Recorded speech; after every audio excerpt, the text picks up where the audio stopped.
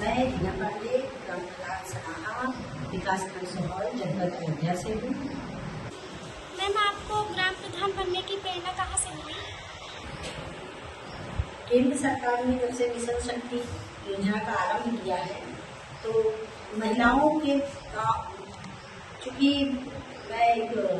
पढ़ी लिखी शिक्षित महिला हूँ और ग्राम पंचायत से जुड़ी हुई हूँ, तो यहाँ आने के बाद महिलाओं के स्थितियों को देखते हुए मुझे ये लगा कि अगर मुझे महिलाओं के लिए कुछ करना है, अपने बालिकाओं के लिए कुछ करना है, तो मुझे इसी ग्राम पंचायत के स्तर से ही शुरुआत करनी होगी, जिसके लिए मुझे चूंकि सामान्य सीट पर महिला सीट होने के सौभाग्य से चुनाव लड़ने का मौका मिला, तो मैंने प्रधान पद के लिए अपना आवेदन किया। मिशन शक्ति का आपके अनुसार क्या अर्थ है? चूंकि शक्ति स्त्री से जुड़ी हुई है, देवी से, तो मिशन शक्ति का यहाँ अर्थ होता है कि हम अपनी बच्ची महिलाओं को, अपने देश की बच्चियों को किस प्रकार सशक्त बना सके, उन्हें शिक्षा के माध्यम से, स्वास्थ्य के माध्यम से, सामाजिक रूप से उनका योगदान हमारे समाज के विकास कार्यों में हो सके और साथ साथ हम उनका विकास कर सके। जैसे उनको अगर वो आत्मनिर्भर होंगी, शिक्षित होंगी, सामाजिक कार्यों में सक्रिय रहेंगी, तो उनका विकास होगा और उनके विकास, क्योंकि उनकी 50% सहभागिता हमारे देश के उसमें, तो इससे हमारे देश की भी उन्नति और विकास। महिलाओं के लिए आपने गांव में कौन कौन से अच्छे काम किए हैं? ग्राम प्रधान बनने के पश्चात हमने सर्वप्रथम अपने प्राथमिक विद्यालय में सबसे पहले बालिकाओं की सहभागिता बढ़े, अधिक से अधिक बच्चियां शिक्षित हों, इसके लिए प्रयास किया। विद्यालय में उनकी संख्या बढ़ाने के लिए घर घर तक जाकर के लोगों को प्रेरित किया कि बालिकाओं को शिक्षित करें, स्कूल भेजें। उसके पश्चात हमने महिलाओं को आत्मनिर्भर बनाने के लिए स्वयं सेवा सहायता समूहों की स्थापना करवाई है और साथ ही साथ नमामि गंगे परियोजना के तहत उनको स्वावलंबी बनाने के लिए कई सारे कार्य सिखाए जाते हैं, जिनमें गांव की बालिकाओं को हमने शिक्षित किया, जिसमें वे स्वयं प्रशिक्षित होकर के, जैसे ब्यूटी पार्लर है और सिलाई कोर्स है, करके अपने आप को स्वावलंबित करते हैं। आप मानते हैं कि लड़कियों को शिक्षा बहुत जरूरी है, और क्यों? बहुत जरूरी है, क्योंकि समाज को चलाने में स्त्री पुरुष दोनों का योगदान है, दोनों के ही से हमारा समाज और देश आगे बढ़ सकता है। तो शिक्षा क्योंकि महिला ही एक सर्वप्रथम माँ के रूप में, फिर पत्नी के रूप में, बहन, और आगे चल के समाज में अन्य पदों पर होकर के, जैसे एक शिक्षिका,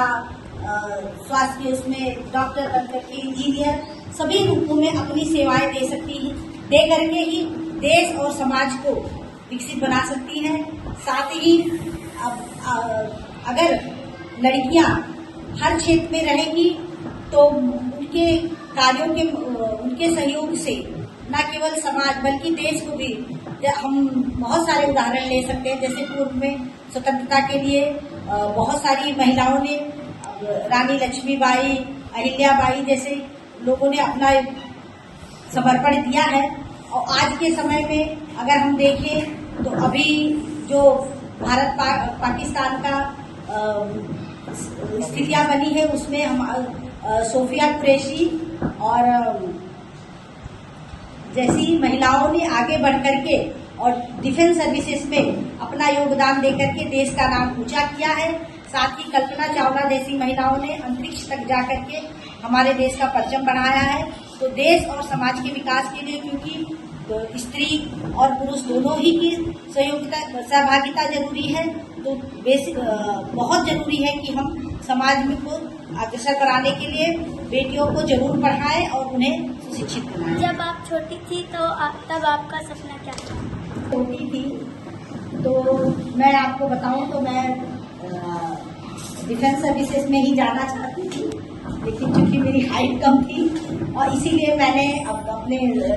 शैक्षणिक सत्र में NSS, NCC जैसे कोर्स किए हैं, लेकिन आगे चल करके अपनी कुछ पारिवारिक स्थितियों की वजह से इन सब चीजों में सहयोग नहीं दे सकी, लेकिन फिर भी मुझे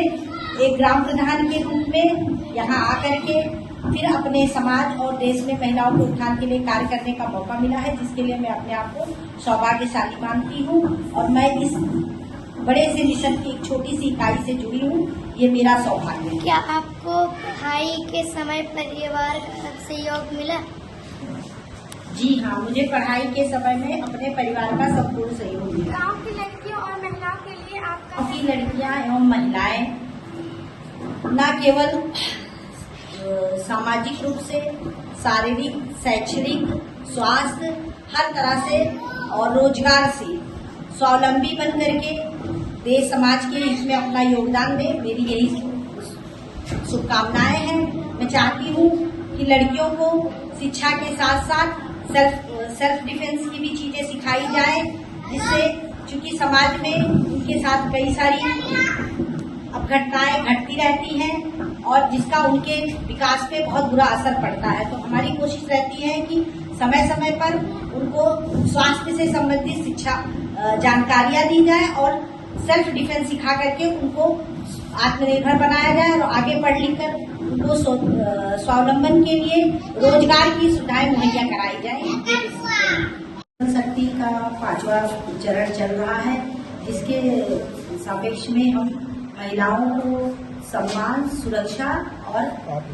आत्मनिर्भर बनाने के लिए कार्य कर रहे हैं, जिसके तहत महिला ग्राम प्रधान होने के नाते मुझे विशेष रूप से कार्य करने का अवसर मिला है, जिसमें हमारी पूरी कोशिश रहती है कि अपने गांव में किसी भी सामाजिक कार्यक्रम या फिर जो हम व्यक्तिगत रूप से अगर किसी प्रकार की बैठक गोष्ठी का आयोजन करते हैं तो उसमें अधिक से अधिक बालिका महिलाओं की सहभागिता बढ़े,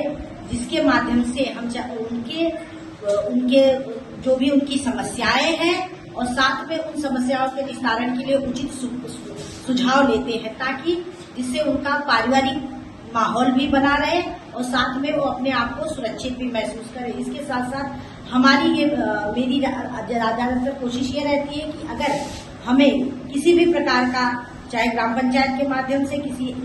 अन्य संस्था के माध्यम से अगर रोजगार सृजन करने का मौका मिलता है तो उसमें अधिक से अधिक महिला सहभागिता के लिए हम कोशिश करते हैं। और हमारा सौभाग्य है कि मेरी ग्राम पंचायत में ग्राम प्रधान के साथ साथ पंचायत सहायक, आंगनबाड़ी सहायक अध्यापिका के पद पर इस समय महिला ही कार्यरत है, जिसका सौभाग्य हमें प्राप्त हुआ है। महिला होने के नाते आपको कौन कौन सी समस्या आती है? महिला होने के नाते हमें बहुत सारी समस्याएं होती हैं। व्यक्तिगत रूप से जब हम कुमारी अवस्था में होते हैं, हमारे बहुत शारीरिक मानसिक विकास जब होता रहता है तो हमें समाज और अपने आसपास के माहौल से बहुत सारी ऐसी घटनाएं हमारे साथ घटित होती हैं जिनका हमारे मानसिक और शारीरिक विकास पर बहुत बुरा असर पड़ता है। अगर परिवार का सहयोग आपके साथ होता है तो आप अपनी समस्याओं को उनसे अपनी समस्याएं बता करके या अपने साथ होने वाली अप्रिय घटनाओं को बता करके अपने आप को सुरक्षित कर सकते हैं। लेकिन अगर इस तरह का पारिवारिक माहौल ना हो और परिवार में अपने माँ से, पिता से या अन्य किसी से संवाद करने की स्थिति नहीं होती तो बहुत सारी समस्याएं हो जाती हैं, क्योंकि वो हमें मानसिक रूप से हमें प्रताड़ित करती हैं। हम अंदर ही अंदर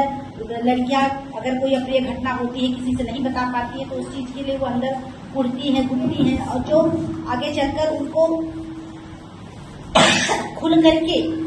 समाज में अपनी सहभागिता देने के लिए रोकती है, वो संकुचित विचारधारा की हो जाती है। इसलिए हमें अपने आसपास का माहौल इस तरह करना चाहिए, लड़कियों को छोटी अवस्था से ही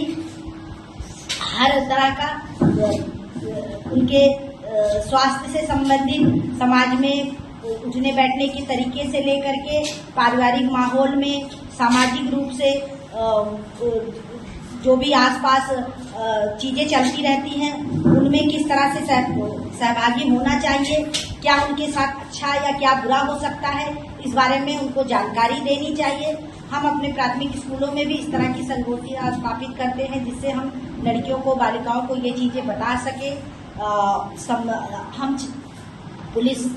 महिला पुलिस अधिकारियों को बुला करके, डॉक्टरों को बुला करके, स्वास्थ्य कर्मियों को बुला करके समय समय पर उनको इसकी जानकारी देते रहे और साथ ही साथ उनके माता पिता को, अभिभावकों को भी समय समय पर इस तरह बताते रहे कि अपने बच्चों को मानसिक रूप से उनको अच्छा बनाने के लिए और उनके मनोबल को बढ़ाने के लिए उनसे अपनी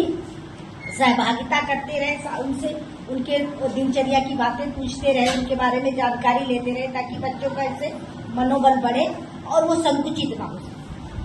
आपके कार्यकाल के दौरान आपको कब सबसे बड़ी चुनौती कौन सी मिली और उन्हें कैसे पार किया? मेरे कार्यकाल के दौरान हमें सबसे बड़ी चुनौती महिला सहभागिता को लेकर ही हुई है, चूँकि हमने सबसे पहले प्राथमिक विद्यालय पर ही अपनी बच्चियों की सहभागिता बढ़ाने के लिए कार्य किया, जिसके लिए हमें जा करके घर घर में माताओं से मिल करके उनको प्रेरित करना पड़ा कि वो अपनी बच्चियों को यहाँ प्राथमिक विद्यालयों में पढ़ने के लिए भेजें और सरकार द्वारा दी जाने वाली सभी योजनाओं का ताकि उनको उचित लाभ मिल सके। साथ साथ हमने ग्राम पंचायत में महिलाओं के, जैसे हमारी ग्राम पंचायत में महिलाओं को रोजगार की बहुत कम सुविधाएं थी, तो हमने कोशिश की है कि स्वावलंबी बनाने के लिए उनको रोजगार से ज्यादा मात्रा में जोड़ा जाए। शादी के अवसर पर आप हमें क्या संदेश देना चाहेंगी? शादी के अवसर पर मैं बालिकाओं को विशेष रूप से और अपनी ग्राम पंचायत की महिलाओं को यही संदेश देना चाहूँगी कि आप सर्वप्रथम अपने साथ होने वाली घटनाएं, जैसे पारिवारिक कलह की है या कोई अन्य अप्रिय घटनाएं आपके साथ घटित होती है, तो निसंकोच होकर के एक महिला ग्राम प्रधान होने के नाते आप हमारे पास आकर के अपनी समस्याओं को कहें। बालिकाओं को भी हम समय समय पर इस चीज़ के लिए प्रेरित करते हैं कि अगर उन्हें स्कूल विद्यालय में या अपने परिवार में आस पड़ोस में कोई ऐसी घटना लगती है जो उनको अच्छी नहीं लगती, जैसे हम बच्चों को गुड टच, बैड टच, इन सब के बारे में बताते हैं, तो इससे जुड़ी चीज़ें अगर उन्हें अच्छी नहीं लगती तो एक बार उनको आकर के अपनी जो महिला टीचर हैं या फिर वो हमारे पास आ सकती हैं, अपनी माँ से इन विषयों पर बात करें। साथ साथ हम उनके अभिभावकों को भी यही सूचित करते हैं, अगर बच्चे आपसे कोई भी इस तरह की घटनाओं के बारे में बताते हैं तो उसे आकर के आप हमसे बताएं और हम इसके लिए हमने जो समितियां गठित की है उनके माध्यम से इन चीज़ों के निस्तारण के लिए उचित से उचित प्रयास करते हैं।